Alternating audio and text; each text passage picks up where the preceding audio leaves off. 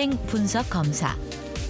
다리에 센서를 부착해서 평소 걸음걸이 동작과 관절의 움직임을 입력한다. 걷는 동안 관절이 얼마나 구부러지고 펴지는지, 또 어느 정도 힘이 가해지고 있는지 분석하는 검사. 걸음걸이의 문제점을 확인할 수 있다. 무릎이 아파가지고 아픈 것 때문에 아픈 걸 회피하려고 걸음걸이가 좀 이상해지기 시작한다든지, 아니면은 뭐 발바닥이 아파서 발가락이 아파가지고 신경에 문제가 생겼든 근육에 문제가 생겼든, 그렇게 되면 보행이 뒤틀어지는데, 그렇게 미세하게 뒤틀어진 거는 사람의 눈으로 찾아낼 수가 없습니다. 먼저 이경근 씨의 경우 다리뼈나 관절에서 연령 평균 정도의 손상 외에 특별한 큰 이상은 발견되지 않았다. 비하면은 발목도 아직 멀쩡하시고. 신경학적 검사에서도 이상이 없다. 그런데 걸음걸이에서 한 가지 특이한 점이 발견됐다. 지금 걷는 게 분석을 해봤더니 오른쪽이 너무 안쪽으로 들어가고 있어요. 왼다리는 정상적으로 나오고 있는데 오른다리가 너무 안쪽으로 들어가면은 이게 이쪽 골반에 좀 무리가 많이 들어갑니다. 보행 분석 결과 이경근 씨는 오른발이 안쪽으로 7도 정도 더 모아진 자세로 걷고 있었다. 뒤틀린 걸음걸이는 관절과 근육에 무리를 줘서 생각지 못한 통증을 유발시킨다. 도대체 왜 이런 걸음걸이가 만들어진 것일까? 원인은 자가진단 때문이었다.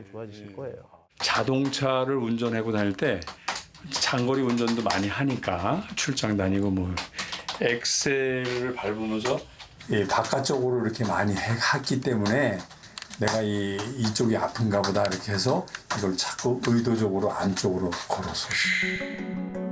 처음 허리가 아플 때 오른발이 바깥으로 향한 자세로 오래 운전을 해서 아픈 것으로 판단하고 의식적으로 반대쪽인 안쪽으로 발을 모으면서 걸었다.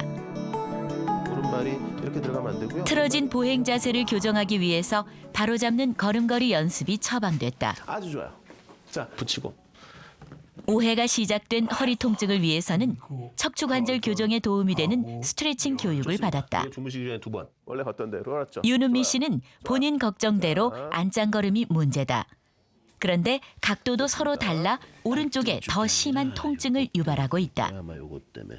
윤은미님은 양쪽이 다 태생적인 이제 내족지 보행 안짱걸음을 하셨는데, 그 와중에 교정을 어설프게 하신 건지 하여튼 뭐 이쪽이 더 심해요. 그러다 보니까 결국은 이제 비슷한 양상으로 허벅지부터 이렇게 아래로, 엉치부터 아래로 내려가는 바깥쪽에 통증이 생깁니다. 왜냐하면 아래쪽으로 틀려 그러면은 그 부분에 문제가 많이 생기거든요. 발끝이 안쪽을 향하는 안짱걸음으로 오래 걷게 되면 근육과 뼈에 무리가 와서 이상 증상을 느끼게 된다. 근육의 경우 종아리부터 엉덩이까지 이어지는 바깥쪽 근육에 무리가 와서 통증을 유발할 수 있다.